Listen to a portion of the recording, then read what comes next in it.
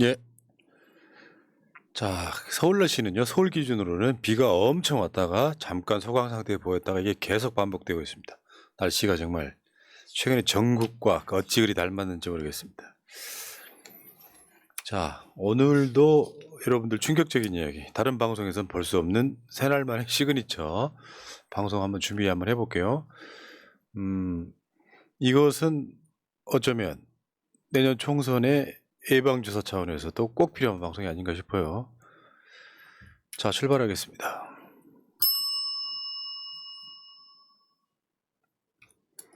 새날 만에 아주 특별한 인터뷰. 오늘 지지난주에 이어서 중앙선관위에 관련된 이야기를 해보겠습니다. 진실의 길 신상철 대표님 나오셨습니다. 어서 오십시오. 예. 지난주 방송도요 충격적이었어요. 그러니까 지난주에 못 보신 분들은 상당히 이 부분에 있어서는 뭐랄까요, 보셔야 이해가 되는데, 그러니까 이런 거 있어요. 이건 아까 제가 말씀드린 것처럼 예방주사 차원도 있지만 뭔가 미심쩍은 거에 대한, 이건 과학적인 일종의 통계에 관한 부분이잖아요. 그렇죠. 그러니까 이게 너무 이상하다, 이 부분에 있어서.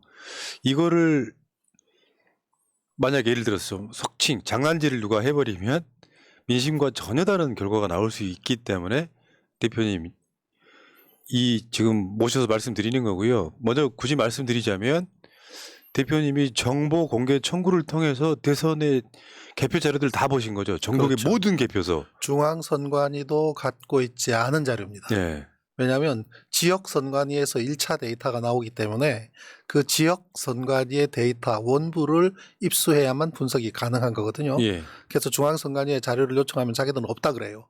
그래서 전국의 지역선관위의 정보 공개를 청구를 통해서 그걸 우리 네티즌들 분들이 많이 수고를 해주셨는데 250개. 예, 그거를 다 아니요. 전국에 그렇죠. 250 한 군데 네. 예, 지역 선관위의 모든 그 데이터를 입수를 해서 석 달에 걸쳐서 분석을 한 결과를 말씀드리게 될 겁니다.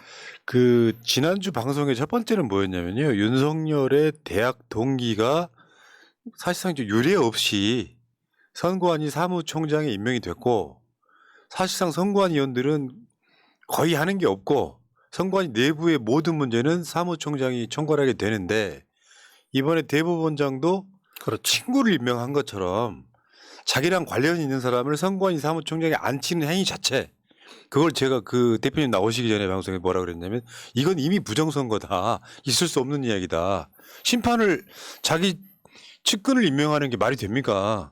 다른 것도 아니고 국가의 선거사무인데. 그런 이야기 주로 했었고요. 자, 그리고 그 대한민국이 개발해서 전 세계에 수출하고 있는 소위 이제 그 전자개표기, 요게 이제 선관위에서는 투표지 분류기라고 설명합니다. 이게 좀 다른 나라들에서 굉장히 많은 문제가 있었다는 이야기를 해드렸고요. 자, 오늘 할 이야기는 좀 다른 이야기인데, 저 기억이 나는데요. 이 방송하고 나서 얼마 안 됐을 때 대표님한테 들었던 이야기 중에 하나가 선관위 3인방 이야기가 있어요. 네. 선관위 3인방. 그때 2012년에 이제 문재인 박근혜 선거에서 놀랍게도 박근혜 후보가 51.6%라고 하는 네. 뭔가 상징적인 숫자를 통해서 당선이 됐는데, 그때도 굉장히 박빙 선거였단 말이죠. 그때 등장하는 인물이 선관위 3인방인데 그 설명 좀 해 주십시오. 그분들이 2012년 그러니까 18대 대선 때 선관위 3인방 하면 모르는 사람이 없을 정도로 상당히 이름을 알렸었죠. 그 현상부터 한번 설명을 드려보도록 하겠습니다. 오늘 말씀드리게 될 내용은 지난번 방송에 이어서 미분류표를 집중적으로 다루기 때문에 조금 잘 상세히 들어주시면 감사하겠습니다. 우선 오늘 6부로 선관위 3인방 2012년 때 그때 대표적인 이제 부정한 개표 부정의 문제라고 했다면 그 대표적인 것이 혼표라는 개념입니다. 혼표. 자, 혼표라는 개념, 그 3인방의 이름은 박혁진, 유은옥, 유소용 그렇습니다. 네. 지금 또 가운데 동그라미를 넣었습니다만은 이 세 사람이 그 당시에 주도를 했다라고 이제 보여집니다만은, 자, 지방선거 2012년 대선 그리고 2014년 지방선거에서 이 개표 될 때 전자개표기를 통해서 2012년 대선에서는 박근혜 라인에서 문재인 표가 발견이 됐고요. 그리고 2014년 지방선거에서도 정몽준 라인에서 박원순 표가 이 잡히는 그런 사례들이 있었습니다. 마치 실수인 것처럼 그렇게 보이지만 절대로 실수로 이렇게 나올 수는 없습니다. 예, 그래서 이제 혼표라고 하는 개념인데요. 혼표는 표가 혼합된다는 거죠. 우리가 ATM기에서 돈을 출력을 할 때 뽑을 때도 10만 원, 만 원짜리로 뽑든 5만 원짜리를 뽑든 세팅을 하면 그에 따라서 정확하게 나와야 되지 않습니까?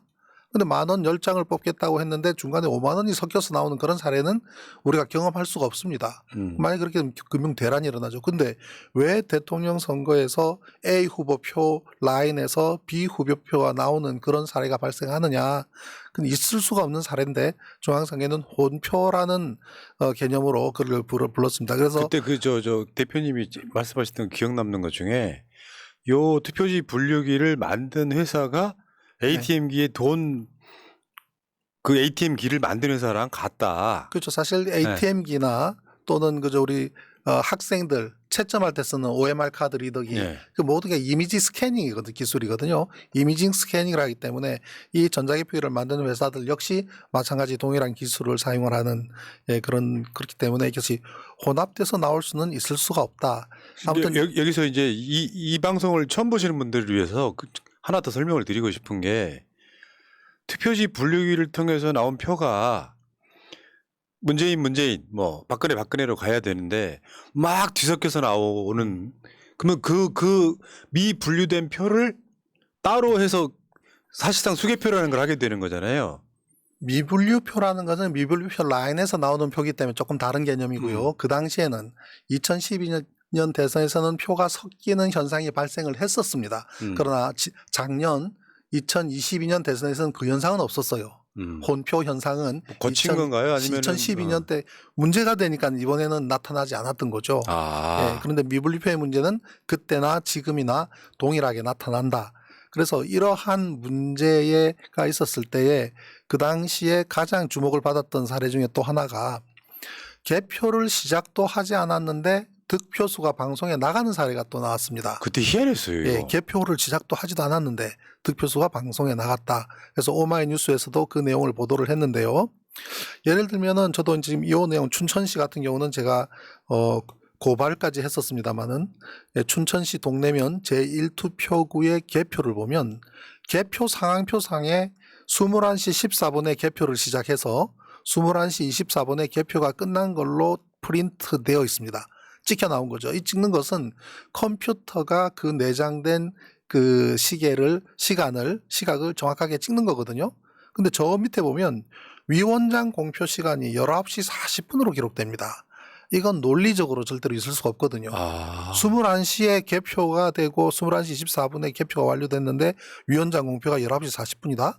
이런 있을 수 없는 사례가 왜 있었나 추적을 해봤더니 언론사에 제공된 춘천시 동래면 제1투표구 거기에 보면은 언론사에 제공된 라인을 보게 되면 실제로 19시 42분에 언론사에 제공된 걸로 데이터가 나옵니다. 개표가 끝나지도 않았는데. 그렇죠.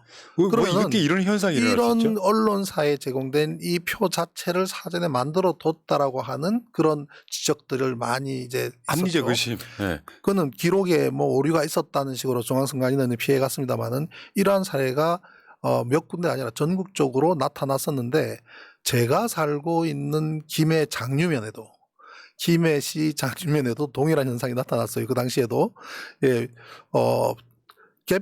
거기 김해 장류에는 그 당시에 경남도지사 대선뿐만 아니라 경남도지사와 김해시 의원 등 보궐선거까지 같이 겹치는 바람에 상당히 개표가 늦어졌습니다.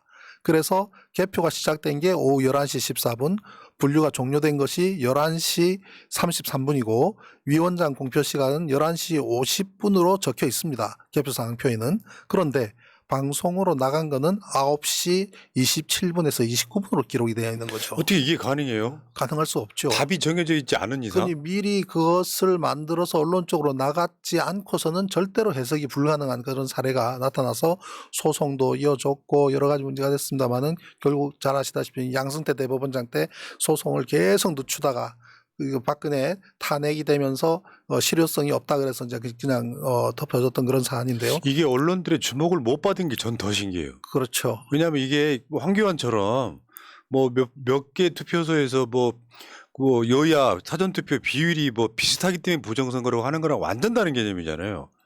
아, 개표가 끝나기도 전에 이미 언론사에 결과가 나가는 게 있을 수가 없는 일이잖아요. 네. 이건. 이러한 사례들이 설마 우리 대한민국에서 21세기 대한민국에서 개표를 가지고 장난을 칠까 이러한 인식이 굉장히 자리 잡고 있는 것도 큰 역할을 하고 있습니다. 아무튼 이러한 논란의 중심에 있었던 그 당시에 지금 좀 개표 상황표상을 본다면 하나의 사례입니다만은 개표 시각보다도 언론 제공 시각이 오히려 앞서는 그런 사례들을 보여주고 있고요. 이거 아직도 안 밝혀진 거죠. 그렇죠. 이율은. 그거는 그냥 덮여져서 그냥 지나가 버린 겁니다. 네. 중앙선관위가 2017년에 들어서 정보자료국을 신설을 합니다. 정보자료국. 그 당시에 2012년 당시에 논란이 됐던 3인방 그 세 분이 어디서 지금 있나 추적을 한 겁니다. 그러니까 저 해봤더니 시점 2017년 네. 1월 11일은 박근혜가 탄핵 간당간당할 때. 그렇죠. 네. 그때 정보자료국이 중앙선관위에 신설이 되면서 국장으로 그 3인방 중에 한 분인 박혁진 씨가 국장이 정보자료국의 국장으로 임명이 됩니다. 이분 아직도 상관이 있어요? 지금은 또 다른 곳으로 갔습니다만은 정보자료국으로 국장으로 임명이 되고 그리고 이 정보자료국은 기존의 정보센터를 정보자료국으로 확대 개편하게 됩니다. 2017년에. 그리고 정보자료국 산하에는 정보기반과 정보운영과 선거기록 보존소 등 체제 개편을 하면서 정보자료 측면을 강화를 시킨 거죠. 그런데 박근혜 전 대통령이 탄핵이 돼버린 거죠. 그렇게 그 이전부터 이러한 정보국을 강화하는 내부적인 작업이 진행되었다는 것을 의미를 하는 거고요.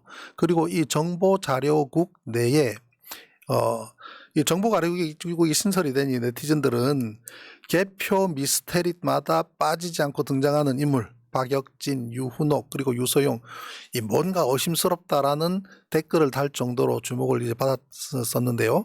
그 정보자료국 내에 정보화 정책과라고 있습니다. 예. 거기에는 그 문제의 유소용 씨가 과장으로 또 자리를 합니다. 그래서 정보정책과 업무 총괄을 맡게 되고 정보자료국이라고 하는 것이 대략 어떤 곳입니까?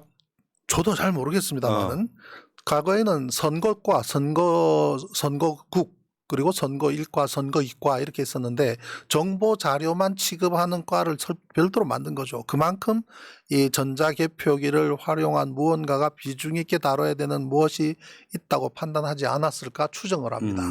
그 업무에 그리고 이제 또 박혁진, 유소영 두 분에 대해서 말씀을 드렸는데 또 한 분 남았죠. 유훈옥이라는 분이 계신데 그분은 정보 기반 과장이 됩니다.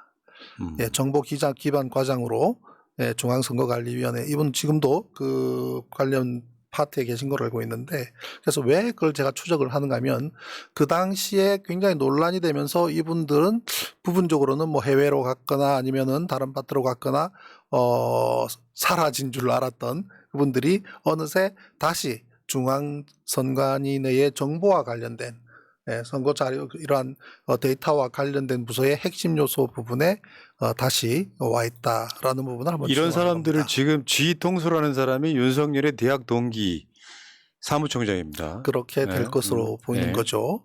그래서 이제 중앙선관위에서 재외선거관리위원회 상설하는 문제 이러한 세미나를 열고 한 거에 유은옥 과장은 그러한 일을 하고 있는 것으로 지금 그렇게 추적이 됩니다. 그러네요. 지금 언론상에 간혹 나오는 거네요. 네. 네. 그리고 그러면은 이게 이제 그 2012년 선거가 벌써 11년 지난 거잖아요. 그렇죠. 박근혜 당선되던 그 시점. 네. 그 대선 무효 소송 한번 제가 이제 지금은 해볼까요? 대선 무효 소송은 작년 대선 20대 대선을 두고 소송을 하는 겁니다. 그러니까 그때도 한번 했었다는 얘기 말씀드렸던 2012년에는 거고요. 제가 아니라 그 당시에는 선거소송인단이라고 해서 한영수 전 선관위 직원으로 계셨던 노조위원장을 하셨던 분이 주도를 해서 소송을 했었는데 그것이 끌다가 그냥 소멸되어 버렸고요. 그 당시에는. 그러니까 이번 무효 소송은 대선이 제가, 끝나고 한 달쯤 지났을 그렇죠. 때 야 이건 문제 있구나라고 지금 네. 문제점을 파악하신 그런 측면이네요. 처음부터 작년 대선의 내용을 보고 여기에는 똑같은 패턴이 나타나는구나라는 것을 제가 파악을 했고 그 내용을 쭉 정리를 해보다가 이게 한 달 이내에 해야 되거든요. 대선이 3월 9일이었습니다. 작년 3월 9일 날 대선이었기 때문에 정확하게 한 달 뒤인 4월 9일이 돼버리면 더 이상 소송을 못하게 돼 있어요. 법으로. 그런데 한 달 이내에 모든 내용의 데이터를 다 분석하는 것이 물리적으로 불가능합니다. 그래서 1차적으로는 기본적인 사안만으로 제가 소송을 제기를 하고 나중에 보완하는 방식으로 그렇게 했습니다. 처음에는 제가 민주당 측에나 대선의 소송에 이 대선 자체에 문제가 있다. 그러니 소송을 해야 된다고 여러 차례 온라인상으로도 그렇고 제기를 했습니다만 민주당이 움직이지 않으니 제가 네티즌들과 함께 소송을 하게 된 거죠. 대표님 여기서 질문 하나. 원래 기본적으로 법에는 개표를 수개표를 하게 돼 있는 게 맞죠?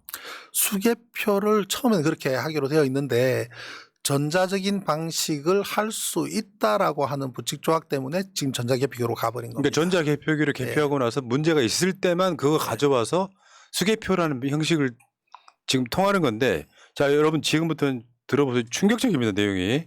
자 핵심은 미분류표입니다. 이 미분류표를 부당하게 분류를 한 것이 문제인데요. 이 미분류표라는 것은 어떻게 나오냐면요.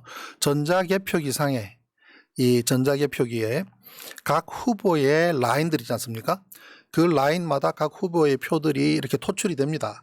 그러면 우리 참관하시는 분들은 이 앞에 서서 제대로 그 라인에 적혀 있는 이름에 그 후보들 표가 제대로 나오는지 뚫어지게 이제 보게 되는 거죠. 그러면서 이제 감독을 하게 되는데 오른쪽에 이 미분류라고 적혀 있는 곳에 표들이 이렇게 쭉 보입니다. 그러면 이 미분류표라는 것은 무효표를 포괄합니다. 두 사람을 찍었거나 오손이 됐거나 무언가 기표상에 문제가 있는 그래서 이 전자개표기가 제대로 인식하지 못한 그러한 것들이 미분류표로 분류하게 되니까 여기는 그냥 무효표들이 나오는구나 라고 인식이 되는 거죠. 그런데 이 미분류표를 가지고 가서 임의로 분류하는 데에 문제가 있던 거예요. 자, 이 미분류표는 이 정상적으로 토출되는 표들은 그대로 집계가 되고 프린트가 찍혀 나옵니다. 근데 이 미분류표는 미분류라는 것 자체가 아직도 결정이 나지 않은 표이기 때문에 실제로 무효표인지 아닌지 여부 이거를 사람 손에 의해서 판단된 다음에 별도로 기록되는 수작업으로 기록이 되는데 이것에 대해서는 우리 참관인들이 직접 할 수 없다는 거예요. 선관위 직원이 이 미분표를 가지고 가서 임의로 분류를 하는데 문제가 있는 겁니다. 그러면 왜 이러는 그 거예요? 임의로 분류를 하는데 그걸 정상적으로 분류를 했다면 문제가 없겠죠. 그런데 그 분류한 형태를 통계를 내어보니 압도적으로 부당하게 분류를 하더라라는 것이 분석의 내용이 됩니다. 무슨 말씀인지 알겠어요. 네. 이거는 개표 참관인 등이 관여할 수 없는 네. 부분. 그렇습니다. 이 뭉치를 가지고 저쪽 선관위 직원들이 있는 공간으로 가서 손으로 임의로 분류를 한단 말이에요. 네. 그럼 예를 들면은 100장, 천장을 카운트했다고 쳐요. 천장을 카운트했는데 미분류로 100장이 몰렸다. 그러면 10%잖아요. 그죠? 네. 미분류율이 10%입니다. 예. 그러면 1000장 중에서 900장은 제대로 후보별로 분류가 됐을 테고 이 100장은 오른쪽으로 빠져나와서 미분류니 이건 사람 손으로 분류를 하는데 참관인이 직접 참관할 수 없는 공간에서 선관위 직원이 그 100장을 나눠요. 그런데 900장을 전자개표기로 900장을 카운트를 했을 때 예를 들어 450대 450이라고 가정을 해봅시다. 그럼 동일하잖아요. 그죠? 네. 똑같이 50대 50이지 않습니까? 그러면 100장도 역시 동일한 분류 비율 정도로 있어야 된다는 게 통계 원칙이에요. 예. 그런데 가져간 100장이 이상하게 6대 4로 분류되거나 7대 3으로 분류되는 방식으로도 65대 30으로 분류되거나 이렇게 부당하게 분류가 된다면 그것이 한두 건이 아니라 상당히 많은 수가 이거 왜 이렇게 해야 되지? 라고 문제 제기를 할 수 있는 부분 아니겠습니까? 그러니까 미분류표에서는 유난히 특정 후보에게 표가 많이 몰렸다. 그렇죠. 그래서 그러한 행위를 하기 위해서 미분류표라는 공간을 만들고 그쪽으로 토출된 표들이 나오게 하고 그걸 위해서 전자개표기를 사용을 하는 것이다라는 것이 저의 결론입니다. 그래서 그 과정을 지금부터 보여드릴 텐데요. 자, 여러분 지금 정보공개 청구 251개 선거구에 모두 정보공개 청구를 해서 지금 분석하신 거예요. 이거 어마어마한 작업이었거든요. 자, 간단하게 지난 대선을 한번 돌이켜 보면 초박빙이었죠.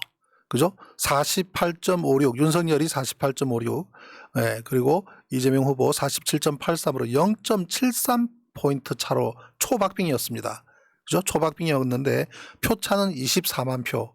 근데 무효표가 무려 30만 표입니다. 이 아이고. 무효표 30만 표는 이전의 대선에 비해서 거의 2배 이상입니다. 네, 2배 이상이고요.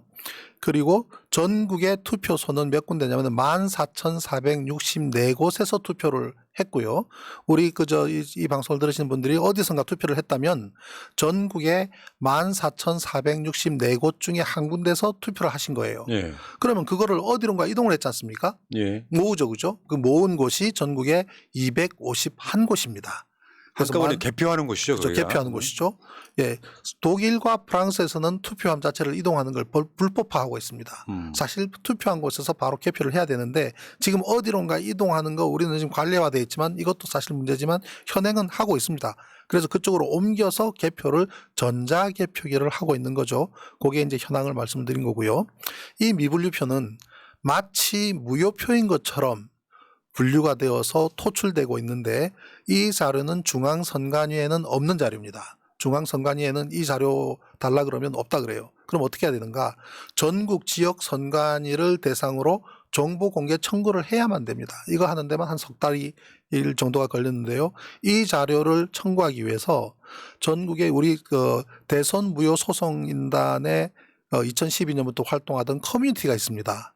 그 커뮤니티의 리더이신 그 강동진 씨, 닉네임이 안단태 사랑님이신데 그분과 그다음에 회원분들이 또 경우에 따라서는 그냥 제공하는 선관위도 있지만 비용을 또 요구하는 데가 있습니다. 그래서 사비를 들여서 석 달에 걸쳐서 전국의 지역 선관위로부터 데이터를 다 입수를 한 겁니다. 그 데이터라는 것은 개표 상황표 원부를 말합니다. 개표 상황표 원부는 한 곳 딱 전국에 14,464곳 면 14,464장의 개표 상황표가 만들어지는 겁니다. 그런데 사전선거 있죠? 그 다음에 또 거소 투표 있고 또 선상 투표도 있고 해외 투표도 있기 때문에 대략 19,000장 정도 됩니다. 19,000장, 예, 19,000장 정도의 개표 상황표를 전부 정보 공개 청구로 입수를 해서 한 석 달이 걸렸고요. 그다음에 그 데이터를 그 자료들을 전부 다 제가 받아서 저와 또 이거를 같이 도와주시는 분과 함께 석 달에 걸쳐서 분석을 해서 엑셀표에 넣어서 분석을 한 겁니다. 지금 이제 어떤 분들은 매번 선거 때마다 부정선거 또는 개표 부정의 문제를 이슈를 보수 쪽도 하고 또 보수 쪽에서도 제기를 하고 한다고 하지만 실제로 이러한 개표 상황표 원부를 분석하지 않고서는 정확한 데이터를 분석할 수가 없습니다. 그래서 그 작업을 한 거죠. 그러면 그거 작업을 하는데 6개월 정도의 시간이 걸렸기 때문에 소송은 한 달 내에 해야 되지 않습니까? 그래서 했던 방법이 4월 7일 날 1차적인 의문점만으로 소송을 제기했습니다. 그리고 3개월에 걸친 자료 분석 후에 내용을 보완하는 방식으로 소송을 진행해 온 것이죠. 그 대표적인 경우는 우리 그래프 잘 보셨을 거예요. 어떻게 일특정 시간 이후로 득표일에 전혀 변화가 없이 쭉 갔던 그래프, 제가 소송을 제기했던 내용 중에 제일 처음에 사례 중에 이거 하나를 들었는데, 왜냐하면 대한민국처럼 동서 또는 지역별로 이 지지율이 편차가 큰 나라도 드물지 않습니까? 예. 그러면 우리 영남과 호남만 대비를 하더라도 편차가 큽니다. 그러면 3,600만 명이 투표를 했는데 3,400만 명 정도의 투표를 했는데 0.1%라 그러면은 한 30만 정도가 됩니다. 0.1%의 들쭉날쭉하는 변수는 얼마든지 있을 수가 있습니다. 왜냐하면 개표를 할 때 누군가가 지휘자가 앞에서 지휘하듯이 이거 득표율을 48.6 대 47.8로 맞춰야 되니 너는 개표 하지 마. 이쪽 동네 먼저 해. 영남 쪽 해. 대구 쪽 해. 이게 안 되잖아요. 어디서 개표하는지 모르지 않습니까? 그러니까 박빙이었기 때문에 네. 지금 누구 이겼다가 졌다가 계속 반복돼야 그렇죠. 된다는 거죠. 그것이 오르락내리락 큰 편차는 아니라도 적어도 0.1%가 됐든 2%가 됐든 이것은 오르락 내리락 할 수 있는 것이 지극히 당연한 통계적인 원리일 터인데 아, 이것 때문에 1차 예. 소송을 일단 제기했었다 이렇게 이런 한 얘기죠. 것은 의문점이 있다라는 근거로 1차 소송을 진행을 한 겁니다. 저 놀랍게도요. 저게 문재인 박근혜 선거 때도 똑같았어요. 그렇죠. 새벽에 똑같이 예. 갔었죠. 그래서 이러한 합리적인 의심으로 1차 소송을 제기를 하고 이후에 미분류표에 대한 부당 분류 내용을 전체를 분류를 해서 보완을 하는 방식으로 소송을 제기를 했는데 이 미분류표에 대한 부당 분류를 한번 설명을 드리면 이렇습니다. 자, 개표 상황표 한 장이 이렇게 생겼거든요. 요거는 어디서 투표를 하시든 투표를 한 곳에서 투표가 끝나면 그 내용이 이 한 장에 기록되게 됩니다. 자, A 부분은 투표를 하신 곳에 동네 이름과 거기에서는 몇 명 전체 그 동 주민분들이 몇 분이 투표를 했는지 거기다 기록이 되게 됩니다. 그럼 요거는 능소 1동 에 대한 자료인데요. 자, A는 총 투표한 수. 그다음에 파란색으로 된 B 부분은 전자개표 결과입니다. 전자개표기를 통해서 나온 개표 결과가 B에 기록이 되는데 이거는 자동으로 출력돼 나오죠. 전자 프린터로 찍혀 나옵니다. 그런데 이 B 가운데 칸에 보면은 텅 비어 있으면서 302 이렇게 적혀 있는 것은 뭐냐면 요게 미분류표입니다. 정식 명칭은 재확인 대상표. 재확인 대상표가 302표다. 그러면은 이 302표에 대해서는 확인의 과정이 필요하지 않습니까? 그러면 전자개표기를 통해서 찍혀 나오는 것은 A와 B입니다. 그런데 C 부분에서는 B에서 나온 미분류표에 대해서 사람 손으로 나눈 다음에 C에다가 수기로 기록하게 돼 있어요. 아, 이게 이해했어요. 그래야만 이 개표 상황표 한 장이 완성이 됩니다. 저 C를 다 분석했다는 거잖아요, 지금. 그렇죠. 네. 그래서 이 A와 B, A, B, C가 전부 전자개표로 나오면 전자개표로 모든 것이 끝나지만 A, B까지 전자개표기를 통해서 나오고 C 부분은 사람 손으로 심사 집계를 한다라는 부분인 거죠. 그럼 이것이 합리적으로 정확하게 잘 되었느냐를 따져봐야 되는 문제인 거죠. 그래서 요 C 부분에서 제일 왼쪽은 B에 있는 전자개표기로 토출된 건 그대로 옮겨 적은 게 첫 번째 칸이고요. 두 번째 가운데 빨간 마킹된 이 표가 임의로 분류한 결과인 겁니다. 사람 손으로. 그렇죠. 저거는. 이거는 선관위 직원이 가져가서 분류한 결과를 여기다 기록을 해서 오른쪽에 합산이 되는데 이것이 제대로 되었는지를 여기서 C 부분만 별도로 떼냈습니다. C 부분만 떼내서 이렇게 보면 전자개표기로 이재명 후보가 2,433곳에 이건 액츄얼한 데이터입니다. 실제 이거는 예를 든 것이 아니라 액츄얼한 이 지역의 데이터인데 이재명 후보가 2,433표를 받았어요. 윤석열 후보는 2,187표를 받았습니다. 그러니까 여기서는 이재명 53%, 윤석열 47%인데 그럼 전자개표기로는 53대 47로 이재명 후보가 압도적으로 많이 받았죠. 그죠? 24대 21 정도. 네. 그런데 미분류표가 302장이 발생했는데 저 밑에 보면 군소 후보들 심상정 후보 쭉 밑에 또 후보들이 많이 있지 않습니까? 그 후보들 7표, 2표, 1표 이런 제외하고 분류를 했더니 이재명 후보는 120이고 윤석열 후보는 151로 분류를 한 겁니다. 44%대 56%. 그럼 전자개표기는 53대 47인데 미분류표는 44대 56으로 분류했다? 왠지 이거는 좀 부당해 보인다라는 것이죠. 그러면 이게 몇 장이 있는 정도라면은 그럴 수도 있겠거니 넘어가죠. 이게 전국적으로 어느 정도냐면 압도적으로 나오고 있다는 데가 문제가 있는 거예요. 이게. 지금부터가 더 충격이에요, 여러분. 그래서 이 내용을 전국으로 한번 집계를 해본 겁니다. 네. 전국으로 집계를 해서 전국 지역 선관위 자료들을 엑셀 데이터를 분석을 했는데 가장 이걸 전부 다 지금 말씀드리면 시간이 워낙 낭비하기 그렇죠. 때문에 우선 대표적으로 대전광역시로 한번 리뷰를 제가 해봅니다. 왜 대전이냐면 대전은 일단은 5대5 정도의 박빙 구도인데다가 어떤 우리나라 전체적으로 봤을 때에 가장 중도적인 성향일 수가 있다고 판단이 되어서 대전시를 한번 분석을 해봤는데요. 대전시를 보면 대전광역시는 48.5대 51.5입니다. 전체가. 48.5는 이재명 그리고 51.5가 윤석열. 그래서 1.5%가 이쪽 마이너스 저쪽 플러스가 돼서 3% 차이가 나는 거죠. 그런데 대전에는 5개의 구가 있습니다. 동구, 중구, 서구, 유성구, 대덕구. 근데 동구하고 중구를 보면은 우선 제일 오른쪽에 빨간 마킹으로 된 그 디프는 마이너스 0.65, 그다음에 중구도 마이너스 0.65라고 돼 있죠. 예. 그다음에 가운데 서구와 유성구는 마이너스 0.09 또는 0.04 소수점 두 채짜리까지 나오고요. 그다음 대덕구는 또 마이너스 0.52 굉장히 큽니다. 그리고 평균이 0.39인데 이게 뭘 나타내냐면 전자계 표기로 나온 분류에 비해서 미분류표를 부당하게 분류를 해서 얼마만큼의 마이너스를 가져왔는가. 이재명 후보한테는 마이너스, 윤석열 후보한테는 플러스. 그래서 이재명 후보한테는 마이너스 0.65를 위해 마이너스를 가져왔고 윤석열 후보한테는 플러스 0.65를 줬다라고 하는 이 편차가 되는데 그 내용은 동거 한번 보시죠. 저기 미분류표 가운데 섹션에 보면 미분류표 이재명 윤석열로 보면 여기는 윤석열이 다 앞서요. 자, 일단 동구를 보면 이재명 윤석열 48.9 대 51.2 초박빙이죠.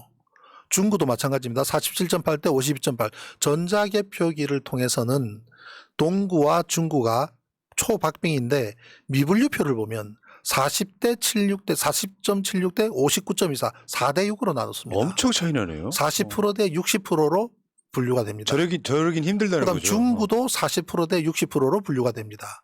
그러니 전자기 표기로 나온 5대 5가 미분류표를 4대 6으로 나누는 바람에 그걸 합산을 하니 전체적으로 이재명 후보는 마이너스가 되고 윤석열 후보한테는 플러스가 됐다는 것이죠. 그 양이 분위기 같은 대전시라고 해도 동구와 중구는 좀 심각하게 나타났고 서구와 유성구는 좀 덜 나타났다는 걸 의미합니다. 그래서 서구 같은 경우는 48.51인데 45대 54 정도로 그래도 이것도 편차가 적지 않은 크죠, 그죠? 그렇지만 그나마 대전시에서 적게 분류가 된 케이스고요. 이게 지금 유성구도 전국적으로 마찬가지고요. 만약에 이게 형켜이 쌓였다면 이걸 전국적으로 확산하면 경기도도 거의 이와 유사한 패턴으로 나타나고요. 전국적인 현상입니다, 이게. 예. 예, 그리고 대덕구 같은 경우는 50.04 대 49.96이면 50.04 대 40.96이면은 전자개표기로는 이재명 후보가 이긴 거로 나오죠. 예. 그런데 미분류표를 42.69 대 57.31로 나누는 바람에 결과가 어떻게 됩니까? 49.52 대 50.48로 됩니다.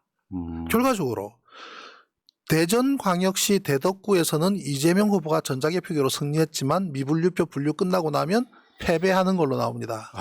자, 이게 대선이라서 그렇지 대덕구 구청장이라고 가정을 해보십시다. 아니면 대덕에 있는 국회의원이라고 가정을 해보자고요. 그럼 어떻게 되느냐? 당락이 바뀌네요. 당락이 바뀌게 됩니다. 전자개표기에서는 이겼는데 미분류표 분류에서 선관위 직원이 가져간 미분류표를 자신들만의 공간에서 분류를 해서 기록한 결과가 합산되고 나니 당락이 바뀌는 현상이 나타나게 됩니다. 이게 잠깐만요. 지금 중간에 들어오신 분들을 위해서 전자개표기가 분류를 하지 못하고 토해내는 표, 분류를 못한 표니까 미분류표죠.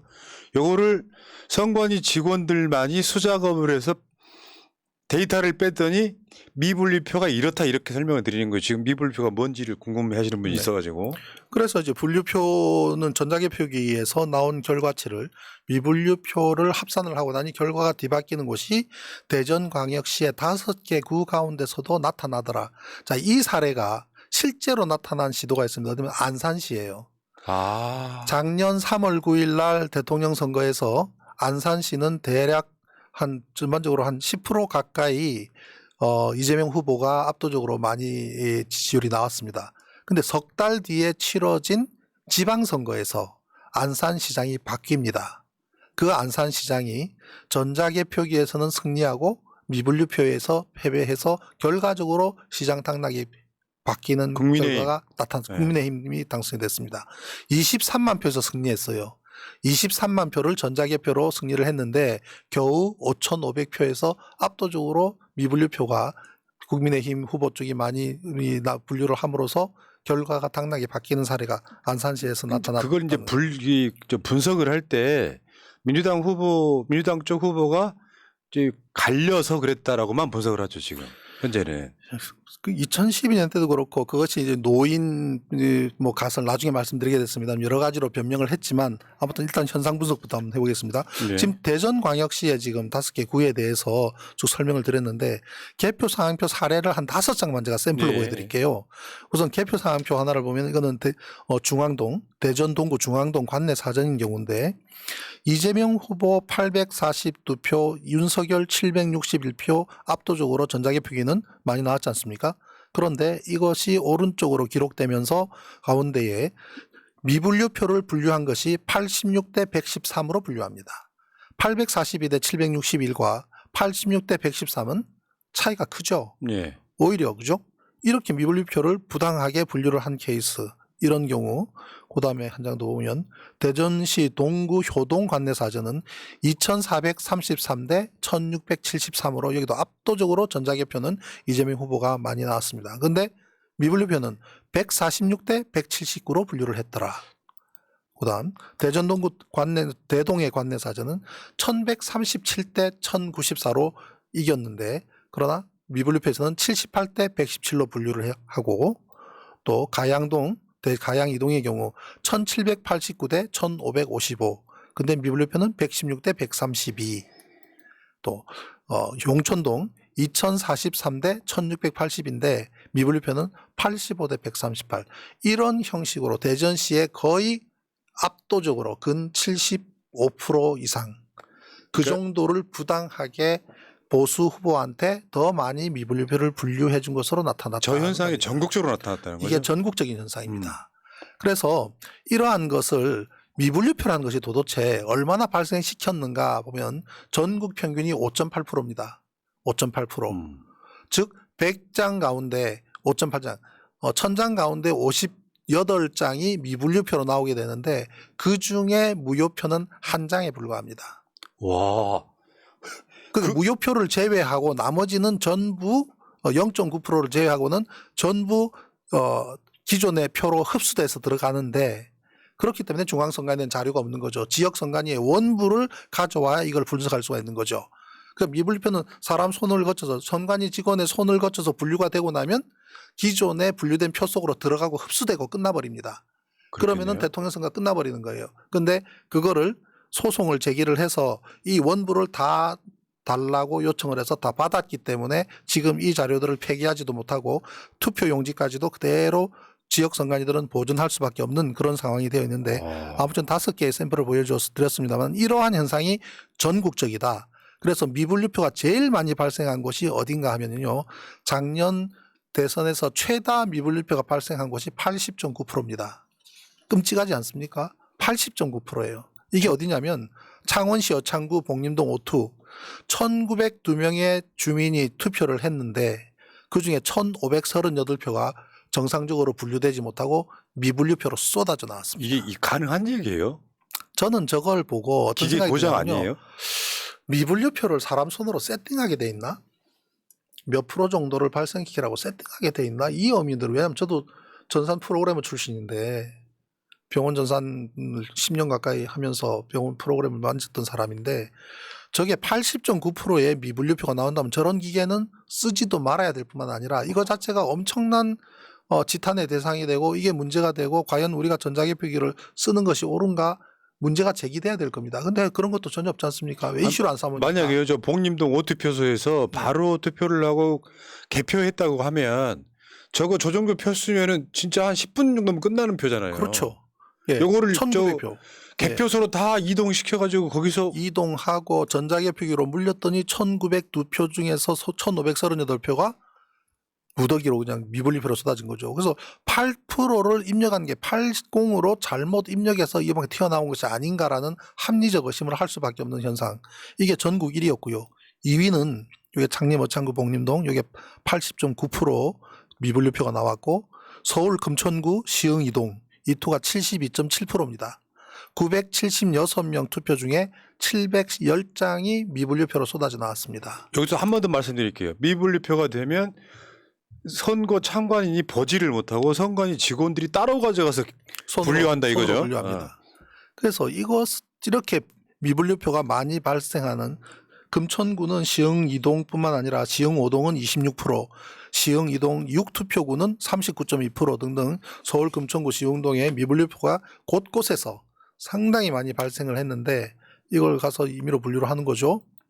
그래서 전국에 40% 이상 나온 것이 21개소가 나왔습니다. 와. 전국 미분류표 과대한 곳도 통계를 내봤고요.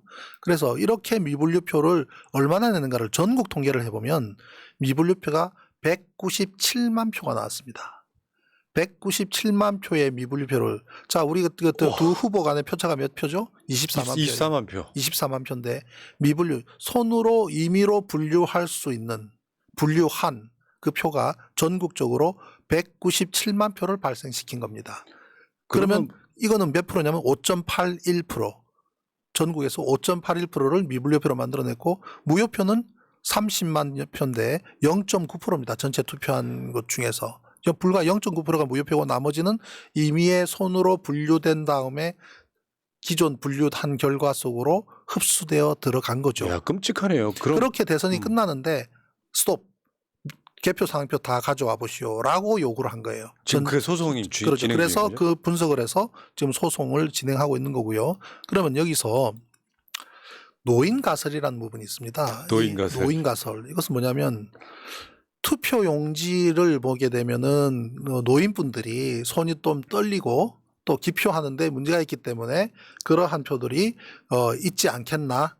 그리고 또 그러한 것은 지역적으로 좀 멀리 있는 지역, 그 다음에 이제 시골 지역, 이러한 곳은 그러한 현상이 나타날 수 있지 않겠느냐라는 가설이 만들어지면서 혹시 기억나십니까? 더 플랜? 네. 더 플랜, 그러니까 이 김호준 정수가 만든 더 플랜 영화를 만들었을 때도 그 당시에 이 미분류표를 집중적으로 다뤘는데 그 당시에 우리 이것을 분석한 사람들의 분석 내용을 전체 이제 해서 그때 만든 다큐 그만 제작하는 데만 한 몇 년 걸렸던 그런 작품이었는데 그때도 미분류표를 집중적으로 분석했는데 그때 그 당시에 이 노인 가설이라고 하는 미분류표가 이 노인분들이 특히 이 하면서 기표를 오류를 낼 수 있다라는 논리를 진보 쪽으로 매체에서도 몇 군데에서나 그걸 이야기를 했어요. 예를 들면 뉴스타파든지 또는 또 프레시안 심지어 PD 수첩에서도 그러한 통계학자들의 말을 인용을 해서 그럴 가능성이 있다라고 얘기가 되는 바람에 면죄부를 줘버린 측면이 있습니다. 그런데 작년 대선 이게 2012년에는 통했습니다. 작년에는 통할 수 없는 것이 뭐냐면 근데 여기 충격적인 이제 이야기 나와요. 여러분 기대하세요. 압도적으로 정상적으로 개표된 대조군이 존재하는 거예요. 대조군이. 그래서 그 내용을 지금 말씀드리게 될 텐데 고령층은 보수화되어 있고 그 고령층이 많은 곳은 보수화 성향을 가지고 있고 보수적인 분들은 보수 정당에 우호적이다라는 논리로 전자개표기로는 5대5가 나왔지만 미분류표는 다소 보수한테 유리하게 나올 수 있다의 논리가 바로 이 노인 가설입니다. 예. 그래서 노인분들은 투표 미숙으로 미분류표가 과다하게 나온다 등의 논리가 절대 사실이 아니다라는 부분은 아까 대전만 하더라도 사실은 입증이 되는 거예요. 자, 미분류표 발생한 원인에 대한 중앙선관위 공식 발표를 먼저 한번 보겠습니다. 이 공식 발표를 보면 이것도 소송을 진행 중에 제가 문제 제기를 하면 중앙선관위로 자료가 가고 중앙선관위가 답변을 보내오고 계속 이 공방을 하게 됩니다. 그다음에 이 대선 무효 소송은 1심과 2심이 없습니다. 1심과 2심을 거치지 않고 바로 대법원으로 제기가 됩니다. 예, 그래서 대법원에서 이거를 이제 들여다보게 되고요. 그 자료 가운데 중앙선관위가 제출해준 내용을 보면 중앙선관위 주민서명을 보면 이와 같이 재확인 대상 투표지 즉 미분류표는 요거를 제가 보기 좋게 정리를 하면 이렇습니다. 일부 현출 중복 기표가 됐거나 무기표가 됐거나 기표 용구 상태가 또는 기표 행태에 문제가 있거나 인주가 번졌거나 이물이나 얼룩이 묻었거나 또 투표지 투입이 오류가 되었거나 또는 기표 영역 또 장비 부품이 노후화됐거나 이미지 오염이 됐거나 카메라 플래시 주변 조명 문제 등으로 인해서 미분류표가 발생한다 그래요. 자, 이걸 정리하면 선거인의 다양한 기표 행태, 기표 용구의 문제, 투표지 자체의 오손, 개표 사무원의 운용 미숙, 투표지 분류기 자체의 기능 장애, 주변 환경 문제. 자, 이 내용을 놓고 보면 미분류표가 성향에 영향을 받습니까? 지지 성향에? 전혀 영향 안 받습니다. 보수냐 진보냐의 문제와 다양한 기표 형태나 기표 용구의 문제는 전혀 관련이 없습니다. 다시 말해서 모집단과 그로 인해서 부분 집단은 동일한 비율이 적용돼야 된다는 통계 원칙이 그렇죠. 적용되어야만 되는데 그렇지 않다면 문제가 있다라는 것이죠. 투표지 분류기에 나온 퍼센트랑 미분류 퍼센트가 비슷해야 된다는 얘기예요. 그렇죠.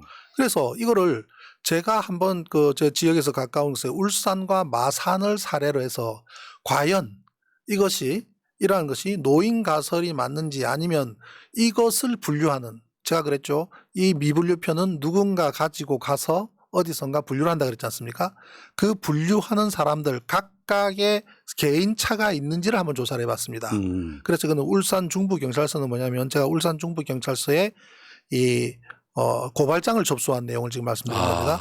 울산을 한번 분석을 해보니 울산은 구가 5개가 있습니다. 구군이 5개가 있는데 개표 상황표 미분류 분석을 해보니 울산 중구의 경우에 이재명, 윤석열 후보가 40대 59.6입니다. 제 밑에 순서를 보면 예. 제일 왼쪽이 40대 60이죠. 그죠?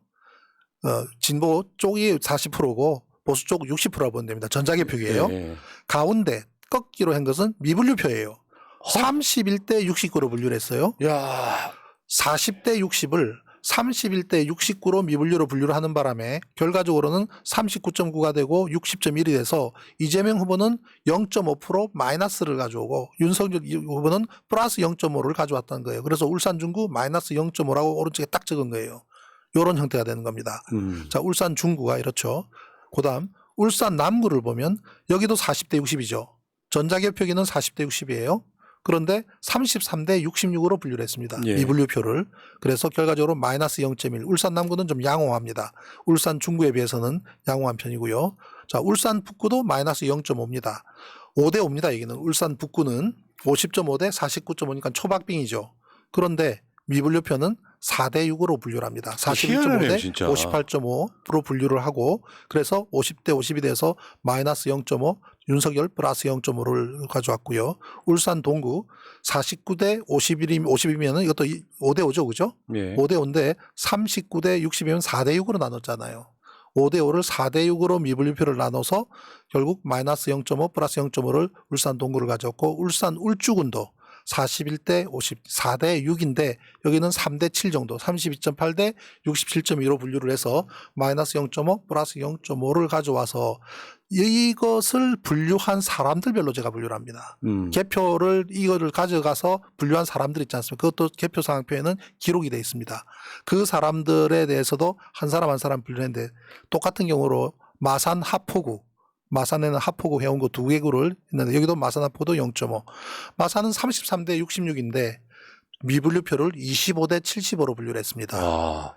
예, 그래서 마이너스 0.5, 윤석열한테는 플러스 0.5. 아까 그 울산 같은 경우는요 공업 지역이라 노인들보다 젊은 층이 많이 사는 곳이에요. 그렇죠. 그건 아셔야 되고요. 예.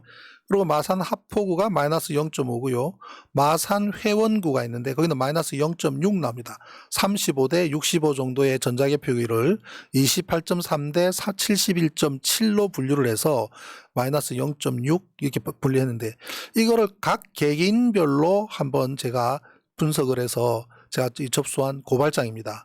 작년 7월 27일 마산 동부경찰서 그리고 울산 중부경찰서에 각각 고발장을 접수를 했는데 그 내용에 보면은 상당히 많은 사람들이 고발장에 내용이 들어있습니다만 이것도 뭐냐면 제일 오른쪽 한번 보십시오. 제일 오른쪽에 개표 사무원 해서 성씨만 적혀 있고 쭉 이렇게 닫아놨죠. 개인정보 때문에 지금 닫아놨는데 마산 하포구의 책임사무원 1번 책임사무원, 2번 책임사무원에 분류한 거를 보니 압도적으로 보수 후보한테 일방적으로 유리하게 분류해준 데이터입니다. 아, 그래요?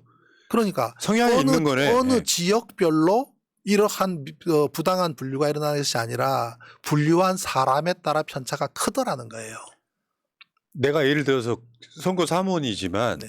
국민의힘 지지자면 바로 그겁니다. 국민의힘 쪽으로 유리하게 판단을 했을 거다 이런 지금 얘기. 이러한 업무를 하는 책임 사무원을 누가 어떤 방식으로 뽑는지 전혀 알려진 바가 없습니다. 그렇죠. 그리고 이것은 선관위에서 그때그때마다 아르바이트생 모집하듯이 뽑습니다. 그리고 특정 집단이 왕창 이렇게 명단을 줘도 알 방법이 없습니다. 심지어 중국인들도 개표 사무원으로 채용되고 있다는 사실이 놀랍습니다.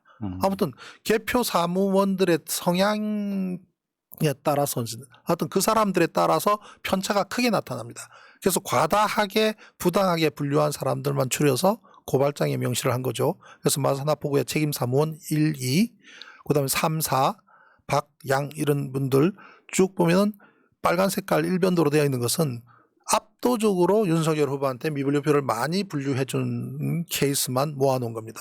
마산하포구의 책임 사무원 5번, 그다음에 마산하포구 책임 사무원 6번, 회원구의 책임 사무원 1, 2, 3번 이런 분들 보면 예를 들면 15장의 개표 상황표를 분류하면서 하나를 제외하고 모두 윤석열 후보한테 유리하도록 분류한 결과를 나타내거나 이게 15장 전량을 윤석열 후보한테 유리하도록 즉 5대5인데 6대4로 분류를 한다든지 그렇게 해서 보수 후보한테 유리하게 분류해준 책임 사무원들의 리스트업을 한 겁니다. 여기서 그 크게 보면 두 가지 문제가 있는 거네요. 하나는 미분류표가 너무 많이 나온다. 그렇죠. 그리고 그 미분류표를 가져가서 이 선거 참관인들이 없는 상태에서 저런 사무원들이 분류를 하는데 굉장히 편파적으로 분류한 부당하게 냄새가 난다. 분류한다는 근데 거죠. 울산은 충격적이네요. 노인 가설이 전혀 안 먹히는 거죠. 그렇죠. 그래서 이러한 것을 제가 분석을 해봤더니 마산 창원 마산 하포구나 마산 회원구는 91.9% 전체 149건 가운데 137건을 특정 후보 윤석열에게 유리하도록 몰아준 것으로 결과가 나와서 91.9%의 부당한 분류가 났다고 결론 내는 겁니다. 이게 있을 수 있는 일일까요? 그래서 이거를 제가 고발장으로 넣어서 고발을 했죠. 그러면 이것이 전국적인 현상이라고 하면 그 미분류표를 그렇게 분류하는 데는 뭔가 어쩔 수 없는 그런 것이 있는 것이 아니야? 지금 신 대표가 분류한 것이 뭐 그렇게 있는 그 원리를 무시하고 이야기하는 거 아니야?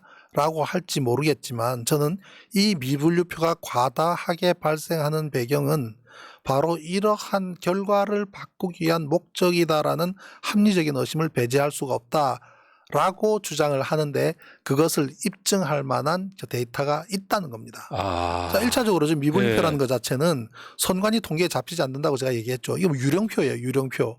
왜냐하면 반짝하고 나왔다가 요거는 요 데이터는 선관위가 제공하는 전국에 대한 중앙선관위 홈페이지에 있는 2022년 대선 결과입니다. 각 후보별로 몇 표를 받았는지 쭉 누구나 이건 볼 수 있습니다. 이 안에는 미분류표가 존재하지 않습니다. 전자개표기로 분류한 것만 올라간다는 그렇죠. 거죠. 그리고 이미 손을 거쳐서 분류가 끝난 것들이 내용이 반영된 결과가 여기 나와 있습니다. 그러니 중앙선관위의 데이터에는 나타나지가 않죠. 그럼 이걸 보려고 그러면 처음에 발생한 미분류표가 몇 장이 발생해서 어떻게 분류했는지 원부를 달라고 요청한 것이 정보공개 청구 소송이고 그걸 통해서 대선 무효 소송을 진행하고 있고 그렇기 때문에 이 데이터들을 전량 없애지를 못하고 지금도 보존하고 보관하고 있어야만 되는 상황인 거죠. 그래서 이거는 저는 미분류표는 유령표다. 이 유령표를 찾기 위해서 전국에 정보공개 청구를 했다라는 것이고요. 모든 투표소를 다. 그렇죠. 그래서 아까 대전광역시를 다시 이제 잠깐 보여드리면 대전광역시는 우리나라 한가운데 있거니와 굉장히 보수와 진보의 구분이 없는 좀 중도적인 도시고 실제로 결과도 5대5 거의 50대 50, 48.5대 51.5는 나왔는데도 동구, 중구 다르고죠. 동구와 중구는 압도적으로 보수 후보한테 유리하게 분류해줬지 않습니까? 예. 근데 서구 유성부는 비교적 합리적으로 분류했어요. 저 오른쪽에 디프 보면 소수점 두째 자리까지 가니까요. 예. 그러고 대덕구는 또 거기도 굉장히 보수적이다. 즉 구에 따라서 구마다 선관위가 따로 있죠. 구마다 선관위가 따로 있고 선관위의 책임자가 따로 있지 않습니까? 제가 판단을 하기에는 특정한 분류하는 사람에도 다르지만 각 지역 선관위의 책임자에 따라서도 결과가 다르게 나타난다는 것이 바로 대전광역시의 사례에서도 충분히 보여집니다. 자, 여기서 우리가 모집단이 있다면 이 모집단 가운데 부분 집단이 일부분 있다고 하면은 이거는 통계학의 원리에 적용이 돼야 되고 이 무작위성이 보증되느냐. 우리가 어떤 데이터를 추출해 볼 때 무작위성이 있느냐. 아까도 말씀드렸지만 기표를 잘못한 행위나 기표 용구의 문제나 여러 가지 요건들은 지지 성향과는 전혀 관계가 없습니다. 그렇기 때문에 통계학의 원리가 그대로 적용이 돼야 되고 이러한 무작위성이 완벽하게 유지가 되기 때문에 그렇게 해야 된다라는 자, 것인데 지금부터 이제 여러분들은 충격적인 이야기를 듣게 되세요. 이 대조군이 이러한 전국적으로 나타난 현상과 전혀 상관없이 아주 모범적으로 개표가 된 곳이 어디냐? 호남 지역이에요. 그러니까 호남만 그랬다는 거예요. 호남뿐입니다. 모든 선거구에 호남만 그랬다는 그래서 거예요. 제가 오죽하면 위대한 광주, 전남, 전북이라고 타이틀을 단 이유가 대표님 저 한글로 써요. 네, 영어로 이렇게 한자를 너무 좋아하시는 거 뭐가 같아요. 있어 보이잖아요. 아니요, 내가 봤을 때 중국 같아. 그래서 이 호남의 분석하고 깜짝 놀랐습니다. 전라북도 마이너스 0.05 소수점 두째짜리. 소수점 두째짜리면 오차범위 한도 이내입니다. 자, 예를 들면 전주 완산 84대 15고 미분류표도 85대 14 거의 뭐 같이 나옵니다. 이게 보면 가운데 미분류표를 붉은색과 파란색으로 구분한 것은 붉은색은 이재명 후보한테 유리하게 0. 소수 두째 자리라 하더라도 단 몇 표라 하더라도 유리하게 분류된 것이 빨간색으로 표시를 했고 파란색으로 붉은색이 유리한 겁니다. 그러면은 전라북도인 경우는 윤석열 후보하고 85대 전자개표기로 85대 95대 14인데 미분류표도 85대 14입니다. 그대로 가죠. 야, 결과를 이게 보면. 정상이라는 거죠. 그대로 갑니다. 통계학적으로는 저게 정상. 결과적으로 마이너스 0점. 그래도 전라북도는 조금 보수적이네요. 지금 붉은색으로 나온 거는 보수한테 유리한 건데 붉은색으로 전라북도는 마이너스 0.05. 그러면 전라남도는 플러스 0.05. 이거는 이재명 후보한테 약간 단 몇 표라도 유리하게 분류된. 0.05예요. 어차피 오차 범위는 이기 때문에 소수 둘째짜리 점에서 전라남도와 전라북도를 합치면 제로예요. 그죠? 제로입니다. 네. 전라북도, 전라남도를 합치게 되면 제로인데 이렇게 전자개표기로 나온 것과 미분류표로 나온 것이 그대로 통계 거의 원칙에 똑같아야 돼. 정상이다 이거죠 지금. 통계 원칙에 맞춰서 나왔고 광주 보겠습니다. 광주 0.03입니다. 자, 광주 동구 0.01, 서구 마이너스 0.11 조금 윤석열 후보한테 약간 더 같다는 얘기입니다. 남구 0.00입니다. 그냥 똑같이 나왔죠, 똑같이. 소수 두째 자로까지 제로입니다. 남구하고 북구, 광주 남구, 광주 북구는 0.00, 0.00이에요. 소수 셋째, 넷째짜리 가야 이제 나타날 정도로 거의 같다는 얘기예요. 남구 보십시오. 86.2대 13.7인 13.79인데 미분류표도 86.2대 13.76 똑같은 소수 첫째까지 똑같이 나와요. 이렇게 나와야 정상인 겁니다. 이게 전국적으로 이렇게 나와야 되는 거죠. 그러니까 광주, 전남, 전북이 이상한 것이 아니라 정상이죠, 이게 이게. 정상이어야 되고 다른 것도 다 이렇게 나와야 되는데 그렇게 나온 것이 없다는 거죠. 야, 그래서 24만 표 차이. 그럼에도 불구하고 광주시는 붉은색으로 마이너스 0.03 즉 호남 다 합치면 소수점 두째 자리 0.03 정도 윤석열 후보가 약간 플러스로 나왔다. 근데 이거는 오차 범위 내에 충분히 있을 수 있는 범위 내다. 이러한 대조군이 존재하기 때문에 노인 가설이라든지 어떠한 논리도 통계원칙에 벗어난 미분류표에 대한 부당한 분류는 설 자리가 없습니다. 그래서 노인 가설은 허구다. 호남에도 노인이 있으니까요. 허구입니다. 그러면 왜 미분류표를 발생시키는가라고 우리는 물어야 되는 거예요. 이러한 질문을 해야 된다라는 겁니다. 야, 이거는 다시 한 번 말씀드립니다. 늦게 들어오신 분들을 위해서 전국 모든 투표소에 투표 상황에 대한 정보 공개 청구를 해서 분석한 결과인데 전국적으로 그 지역의 이재명 후보와 윤석열 후보가 얻은 표만큼 미분류표도 비슷하게 나와야 되는데 광주 전남북을 제외하고는 말도 안 되는 미분류표 결과가 나왔다. 이게 지금 미분류표가 전국적으로 몇 표나 그랬죠? 197만 표입니다. 197만 표인데 이재명 윤석열의 표 차이는 24만 표입니다.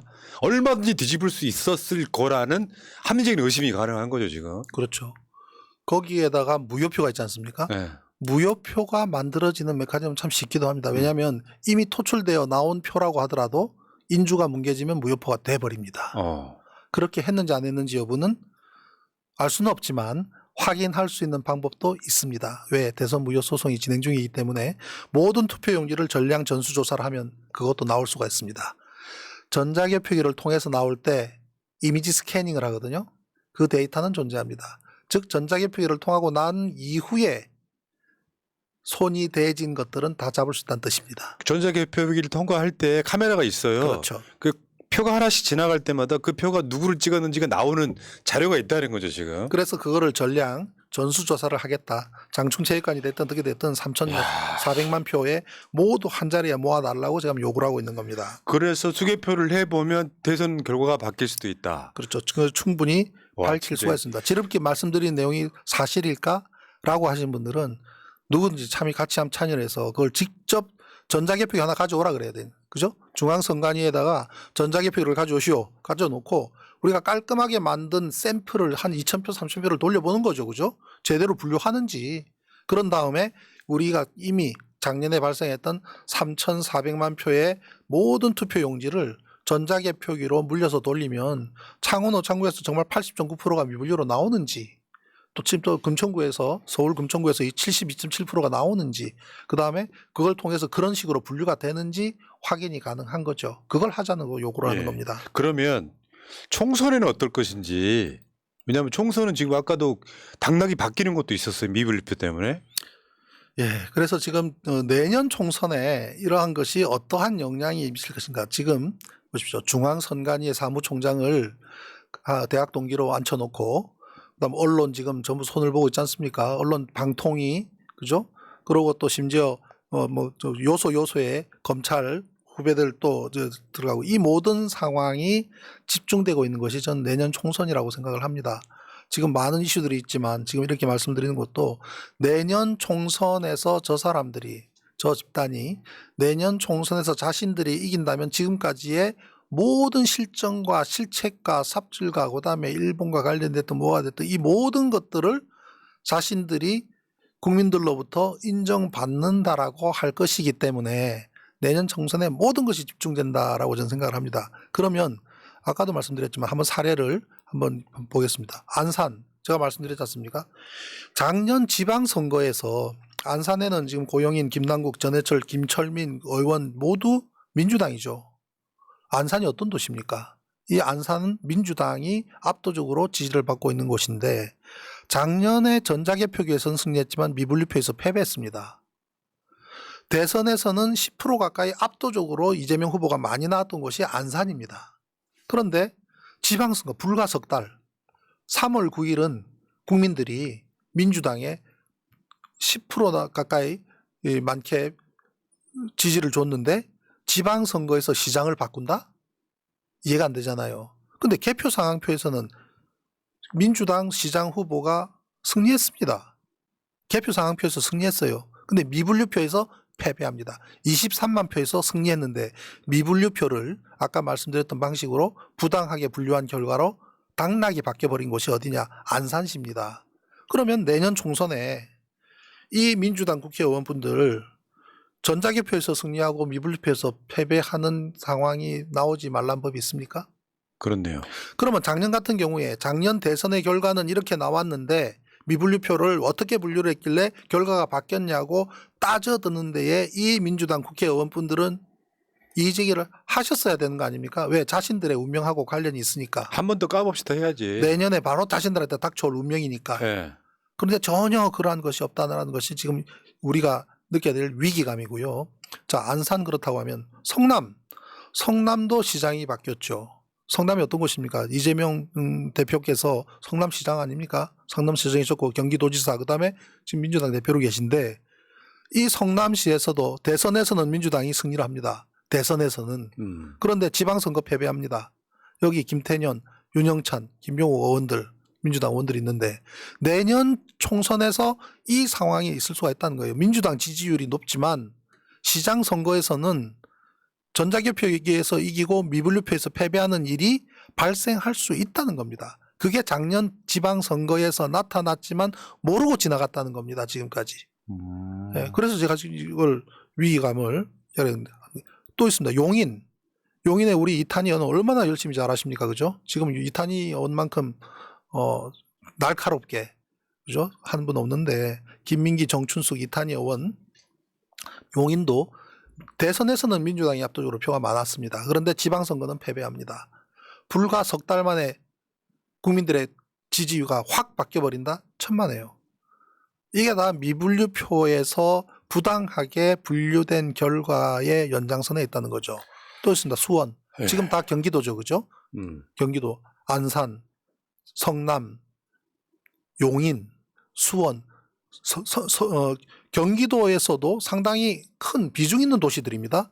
수원에는 김승원, 백혜련, 김영진, 박강원, 김진표 저 국회의장은 지금 당은 나가 있습니다만 민주 인사나 마찬가지죠. 민주당 대선에서 승리했지만 지방선거 초박빙이었습니다. 간당간당 위기였습니다. 수원시장도 겨우 자리를 지켰죠. 겨우. 그러니 지금 말씀드렸던 이 도시들의 내년 총선의 위기감은 그 어떤 도시보다도 심각하다. 그럼 지금 지방선거 데이터는 저 정보공개 청구를 안 하신 건가요? 그것까지 다 하기는 힘들어서 안산시는 전량을 다 입수를 해서 분석을 그랬더니 했고요. 미분리표에 졌더라. 이게 나왔고. 안산시는 분석을 그 데이터를 전부 정보공개 청구를 해서 받아서 분석을 했지만 그 다른 곳은 드러나 있는 데이터만으로 추정을 했기 때문에 대선에서는 민주당 승리했지만 지방선거 졌거나 초박빙이다라는 부분을 말씀을 드린 거고요. 자, 그 다음은 우리가 개표 사무원이 중국인이라는 사실을 아는 국민이 얼마나 있을까요? 우리가 참관을 하려 그러면 누구든지 참관을 해서 내가 이 선거를 한번 감시를 해야 되겠다 해서 참관을 한다 하면 선거권이 있어야 됩니다. 대한민국 국민이어야 되고요. 대한민국 국민으로 선거권, 피선거권이 있어야 참관인이 될 수 있습니다. 그런데 이 개표를 맡고 있는 개표 사무원은 중국인도 가능합니다. 왜? 국적 제한이 없어요. 국적 제한이 없습니다.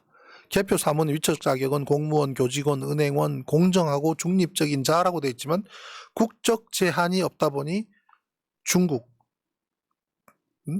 그러면서 이 문제 제기를 하면 뭐라 그러냐니까 중국인이 어떻게 중립적인가 하는 질문에 선관위는 중국인이 중립적이죠. 한국인보다는 중국인이 중립적이지 않나요? 이게 말입니까? 막걸리입니까? 왜 저러는 거예요? 네? 어떻게 우리 대통령 선거, 우리 지방선거, 우리 선거에 중국인이 개표를 해도 더 중립적이다? 다시 말해서 개표 사무원이 수십만 명입니다. 지금 지난번에 중앙선관위 문제가 발생했을 때 친인척 채용 문제가 굉장히 중요한 이슈로 떠올랐었죠. 그거는 수십만 명의 아르바이트 임시직을 선거 때마다 채용을 하고 그만두는 과정에서 친인척들이 그대로 임시직으로 남아있거나 인턴십으로 가거나 결국 정식 사원으로 되는 이 패턴이 존재했기 때문에 그러한 문제가 있는 것인데 매번 들어오고 날고 하는 이 임시직의 개표 사무원들이 어떤 성향에 어떤 조직에 어떤 사람들이 있는가에 대해서 검증할 수 있거나 확인할 수 있는 방법이 전혀 없다는 거죠. 허점이 많다는 그러다 거죠. 보니 그 개표 사무원에 따라서 개표 결과가 확 달라진다는 것을 제가 확인을 했고 그래서 대표적으로 그곳만 문제가 있어서가 아니라 대표적으로 울산과 마산에 대해서 제가 고발장을 접수를 시켰던 것도 개표원에 따라서 이 노인가설 웃기는 소리고 따라서 이렇게 달라진다라는 것을 입증하기 위해서 소송을 제기를 했습니다. 그런데 울산 마산에 제가 접수한 고발장이 다 기각됐습니다.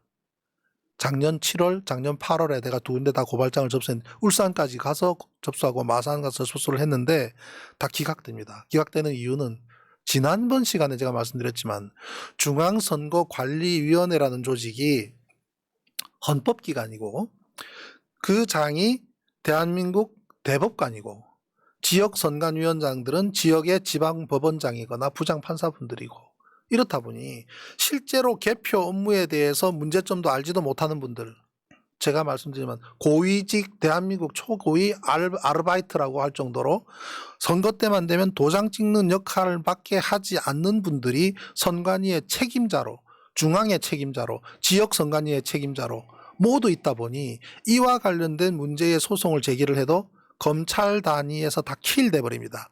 다 기각돼 버려요. 이 문제가 만약에 재판으로 가거나 기소가 되거나 가게 되면 수십 명이 될지 수백 명이 될지 그 판사, 부장판사, 법원장, 대법관 그런 분들이 책임을 면할 수 없기 때문이에요. 그럼 우리가 이 선거관리 업무에서 헌법기관 그리고 거기에 현직 사법부에 계신 판사분들 그런 분들이 책임을 지게 하는 것이 이 제도가 선거의 중립성을 담보하기 위한 제도인지 아니면 어떠한 부정과 부패가 있어도 그것을 블로킹하고 방패막이 해주는 역할로 있는 것인지 심각하게 물어봐야 되는 거예요. 그렇네요. 오히려 더 역행을 하고 있는 거죠. 그러니까 그런 거죠.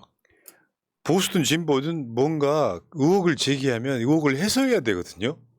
근데 그거를 해소를 하지 않고 뭔가 캥기는 게 있는 듯이 가요.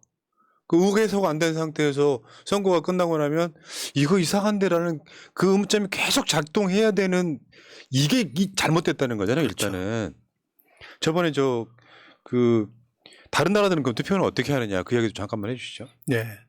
자, 이제 마지막 제 말씀드리기는 우리가 전자개표기를 도대체 왜 쓰나 이 근본적인 질문인데요. 다른 나라들 특히 독일, 프랑스라고 해서 무조건 어떤 뭐 부정선거라든지 그러한 것으로부터 100% 프리하지는 않습니다. 이런저런 문제점도 있고 또 제기되기도 하지만 그래도 제도상으로는 전자개표기 사용을 불법화하고 있습니다. 독일, 프랑스는요. 자, 프랑스 한번 보죠. YTN 보도 내용을 보면 투표함이 투명합니다. 투명해요. 저 안에다가 이렇게 넣게 되면 쭉 내려가는 것도 다 보일 정도입니다. 우리 보수 쪽에서 제기하고 있는 민경욱 의원이 제기했던 소위 말하는 깻잎파리 투표용지, 뭐 상추이파리 그런 얘기들 나왔었죠. 어떻게 투표함에서 깻잎이 나오고 그런 것이 나올 수 있느냐라고 문제 제기된 게 있을 겁니다. 그것도 부정선거 어떻다고 하는 문제 제기 중에 지금 현행 대한민국 투표에서는 깻잎을 넣든 상추잎을 넣든 막 들어갑니다. 손바닥 안에 뭘 넣는지 알 방법이 있습니까? 한번 기억을 해보십시오. 본인이 우리 이 방송 들으시는 분들께서도 투표용지를 투표함에 집어넣을 때 선관위 직원이 와서 손바닥 한번 봅시다고 이야기한 적 있습니까? 없잖아요. 그러면 투표용지와 함께 깻잎을 집어넣든 상추 이파리를 집어넣든 들어가는 게 현행 대한민국입니다. 그건 시스템의 문제죠. 그런데 프랑스처럼 투명 투표함을 놓고 바로 옆에서 직원이 이렇게 사람들이 보면서 누구나 볼 수 있게 한다면 저 안에 들어가는 것은 깻잎은 들어갈 수가 없겠죠. 그죠? 그렇기 때문에 투명 투표함을 사용을 하고요. 이 투명 투표함이 조작과 부정을 방지하는데 큰 역할을 하고 또 이것을 바로 옆에서 이렇게 보고 한 장에 들어가는 것을 확인을 하고 그때마다 저 왼손으로 이렇게 체크하면 투표자가 투표한 사람일 수도 자동 체크하는 기능이 있습니다. 그래서 몇 사람이 투표했는지도 체크를 하고 그다음 제대로 기표 내용은 보지 않습니다. 비밀 투표이기 때문에 보지 않지만 이것을 볼 수가 있고요. 그리고 투표가 끝나면 투표함을 옮기지 않고 곧바로 개표합니다. 이거에 중요한 거예요. 투표소 수개표입니다. 투표소에서 바로 수개표를 하기 때문에 결과가 정확하게 나오는 거죠. 이걸 어디로 옮길 때 어떻게 합니까? 경찰, 선관위 직원이 옮기면서 이걸 따라가겠다 그러면 아유 경찰과 선관위 직원이 가는데 뭘 따라옵니까? 따라오지 마십시오. 그냥 퇴근하십시오. 라고 해서 퇴근한 사람이 적지 않다는 거 아닙니까? 대한민국에서는. 2012년만 하더라도 그 당시에 총선에서 저도 강남에 가봤습니다만 그 당시에 정동영 후보, 강남에 출마했던 정동영 후보가 55개 투표한 가운데 투표함을 이동하고 나니까 28개가 열리고 뜯기고 열쇠가 없거나 사인이 누락된 그랬었죠. 도장이 기억나네요. 빠졌다는 것은 통째로 바뀌었다는 건데 아무튼 투표함을 옮기는 것 자체가 문제를 유발할 수 있기 때문에 투표함이 옮기면은 불법화되어 있습니다. 독일이나 프랑스 그렇습니다. 그 나라가 우리나라보다 유권자가 작을까요? 1,000만에. 우리나라 5천만 인구에 투표한 사람은 3,400만입니다. 근데 독일은 인구가 7천만입니다. 프랑스는 6천만이고요. 프랑스, 독일 다 우리보다 인구가 많고 투표하는 사람도 더 적극적으로 많습니다. 그럼에도 투표소에서 수개표를 합니다.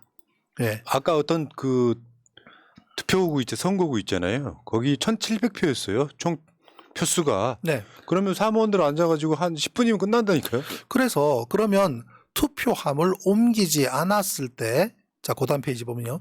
투표함을 옮기지 않았을 때 과연 몇 표를 개표를 하게 될까? 한번 카운트를 해보죠. 자, 투표 끝나면 투표함 옮기지 않고 곧바로 개표를 하자라고 우리가 약속을 한다고 하면 해법은 투표소 수개표로 전국 14,464곳에서 3,600만 표, 3,400만 표 정도 돼요. 3,400만 표를 수개표, 작년 같은 경우에 수개표 한다고 가정을 했을 때, 자, 보십시오. 우리 지금 여기 체육관에 잔뜩 이렇게 모아놨지 않습니까? 이곳이 251곳이에요. 전국 14,464곳에서 막 봉고차로 이동을 해서 여기다 갖다 놓는 것이 251군데란 얘기예요. 이런 거 하지 말고 자, 그 다음 페이지 보면 그 중에 일부분의 한 기능처럼 예? 우리가 한 부분처럼 한 테이블에 모든 전국의 14,464곳의 테이블에 이렇게 여당 쪽 야당 쪽 10명이 앉아서 개표를 해보자. 그래서 3,400만 표를 수개표를 해보자라고 하면 각 투표소당 평균 2,500장입니다. 진짜 한 20분이면 끝나요. 2,500장이면 저기 우리 호남의 도서지방, 섬지방에는 아무래도 적지 않겠습니까? 그럼 몇백이고 몇십 명일 수도 있어요. 그러면 대도시 같은 데는 밀집대는 좀 많겠죠. 많아야 3,000표란 얘기예요. 많아야 3,000표. 자, 그러면 투표소당 3,000표 잡아주더라도 10명이 앉아서 수개표를 하면 여당 5명, 야당 5명. 뭐 지역에 아이고 우리 동네는 여당 사람 없어. 호남, 경남, 영남에서 여기는 야당 사람 없어. 아니면 민주당이든 야당에서 책임지고 보내야 되겠죠. 이건 시민사회단체도 가능한 겁니다. 자, 그렇게 해서 분류를 한다면 1인당 300장이에요. 1인당 300장에 즉 돈으로 따지자면 10,000원짜리, 50,000원짜리가 섞여 있는 300장을 분류하는데 몇 분 걸리겠어요. 그걸 분류를 하고 그다음 다 분류가 끝나면 상대편에 건네줘서 저쪽 편도 확인을 하고 다 확인이 되면 서로 사인하고 위에서는 CCTV 찍고 뒤에서는 주민들이 둘러서서 핸드폰으로 카메라로 찍으면서 축제처럼 하더라도 얼마든지 투표소 수개표가 가능하고 이거 한두 시간 걸리지 않습니다. 그 데이터에 빠르면 한 입력만 하면 시간이에요. 끝. 자, 그것이 나오면 우리 동네에서는 3,000표를 개표를 했더니 A 후보는 몇 표고 B 후보는 몇 표더라. 요즘 우리 핸드폰으로 돈도 보내잖아요. 핸드폰 앱에서 어느 지역 선거 결과, 개표 결과 입력 땡땡땡 하면 전국이 집계되는데 몇 분 걸리겠습니까? 저는 이거 1시간, 2시간? 대통령 선거인 경우에 물론 지방선거는 후보도 많고 또 시의원, 군의원 하게 되면 많아지겠지만 최소한 대통령 선거만이라도 우리가 이 투표소 수개표를 실행을 한다면 전국이 한두 시간 내에 개표가 끝나버려요. 그럼 출구조사고 뭐고 필요 없습니다. 참, 그러니까 6시에 투표가 끝나면은 최소 9시 정도면 다 끝난다는 거잖아요. 지금 보면 12시 넘어서까지도 돌리고 심지어 새벽 3시, 4시, 5시까지도 막 전자개표기 돌리고 전자개표기 에러나면 전부 또 그런 짓을 왜 하느냐는 예. 거죠. 그래서 마지막으로 문제 제기하는 것은 전자개표기를 도대체 왜 사용하는지 물어보자는 거예요. 신속한가? 신속합니까? 아니에요. 아까처럼 1,900표 중에서 1,500표가 미분류표로 나오면 그거 들고 와서 손으로 분류하는 직원이 다 분류할 때까지 시간은 얼마나 걸리겠습니까? 신속하지 않습니다. 전혀. 우리가 전산 시스템, 컴퓨터 시스템을 사용하는 데는 뭔가 빠르게 처리한다라고 하는 그런 기대감이 있죠. 전혀 그렇지 않습니다. 왜 새벽 4시, 5시까지 돌리고 앉아 있습니까? 전혀 신속하지 않습니다. 정확합니까? 정확하지 않습니다. 아까 보셨잖아요. 미분류표 들고 가서 어떻게 분류하는지, 사람 손으로 분류하는지. 경제적인가? 이게 몇 대인데요. 수만 대. 이거를 가지고 전국에다가 다 공급하려면 돈이 얼마입니까? 개표를 하면서 지역 시민사회 단체한테 맡기든, 자, 예를 들면 동사무소에서 한 장 날리면 됩니다. 자, 푸나님, 어느 동 몇 투표구에 가서 투표하세요. 그거 인포메이션 주는 데에 꼭 중앙선관위가 해야 되라는 법이 있습니까? 얼마든지 그건 기존의 행정기관들도 할 수 있는 겁니다. 자, 가서 투표를 해요. 그럼 거기서 시민사회단체든 여야 합의된 사람들이 현장에서 개표를 한다고 하면은 굉장히 저렴하고 경제적이고 안정적으로 정확하게 개표할 수 있습니다. 이렇게 할 수 있는 거를 기계를 써서 신속하지도 않고 정확하지도 않고 경제적이지도 않은 방법으로 전자개표를 쓴다는 것은 어떠한 논리로도 우리가 이해할 수 없는 겁니다. 알겠습니다. 그러면 우리가 내년 총선을 앞두고 어떤 해법이 있을 것인가, 지금 당장 이 선거제도를 바꿀 수 있을 것인가 불가능하다고 봅니다. 그럼 최소한 이러한 문제점을 정확하게 알고 그러한 것에 개표 부정이 존재하지 않도록 보다 더 면밀하게 쳐다보고 미분류표로 멀쩡한 표가 미분류표로 한 장이라도 흘러가면 모든 걸 올스톱 시키고 딱 바로 잡아들고 이게 왜 이쪽으로 나오냐. 아무리 봐도 멀쩡한데 자 보시라. 이 표가 왜 이쪽으로 나오냐고 따져드는 분들이 계셔야 한다는 겁니다. 예. 오늘 이야기는 굉장히 충격적이었어요. 미분류표를 찬반이 없는 상태에서 선관위 관련자들이 개표한다는 사실을 저는 처음 알았습니다. 오늘. 자, 오늘 방송을 완전히 이제 처음부터 다시 한번 보시면 충격적인 이야기 많이 나와요. 자, 여러분, 진실의 길 신상철 대표님, 진실의 길이라는 사이트가 있어요. 언론사예요, 언론사. 저기 가시면은 그 시사에 관련된 뉴스들 엄청 많이 올라옵니다. 저기 좀 구독 좀 하시고요. 진실의 길 후원하기도 좀 해주십시오. 여기 보면은 뒤에 진실의 길 후원하기 돼 있죠. 계좌번호 국민은행 816937-04007606 우리은행 1005-302 004971 이렇게 좀 도와주시기 바랍니다. 이 자료를 우리 방송에 지금 요 PPT가 106장이었어요. 지난주에도 비슷한 분량이었는데 여러분들 신상철 대표님 또 유튜브 채널도 있어요. 신상철 TV. 요거는 채팅창 이외에 지금 공지로 돼 있죠. 가서 후딱 구독 좀 해주시기 바라겠습니다. 근데 이거 방송 한 번 하고 나니까 진이 다 빠지네요. 와, 이럴 수가 있나 싶은 생각이 드는데 어쨌건 이건 음모론이 있을 수가 없는 게 이건 진짜 과학이잖아요. 완벽한 과학적인 이야기를 드렸어요. 뭐 황교안 등이 말하는 부정선거하고는 완전 맥락이 다른 이야기인데 의심할 수밖에 없지 않습니까? 전 민주당 차원에서도 한번 문제 제기해야 된다고 생각합니다. 자, 마지막으로 우리 대표님.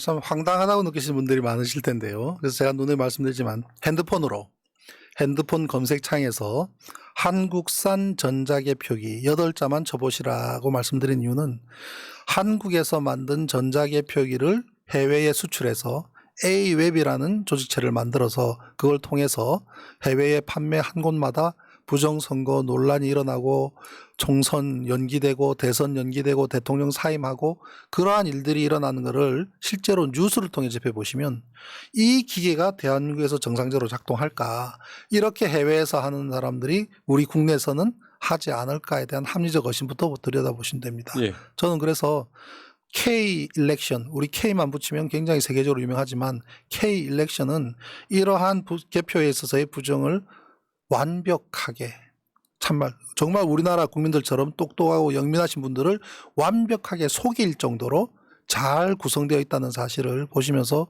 경악해 주셨으면 좋겠습니다. 알겠습니다. 자, 고맙습니다. 여러분 이 방송 많이 펀날라 주시고요. 신상철 TV나 진실의 길도 많은 관심 바라겠습니다. 자, 오늘 고생하셨고요. 고맙습니다. 다음에 또 재밌는 주제가 또 있어가지고 감사합니다. 그때 또 모실게요. 감사합니다. 고맙습니다. 예. 민주주의 평화 통일 다 죽어간다. 이대로는 놔둘 수 없다. 자, 다시 한번 해보는 거야. 자, 다시 한번 싸우는 거야.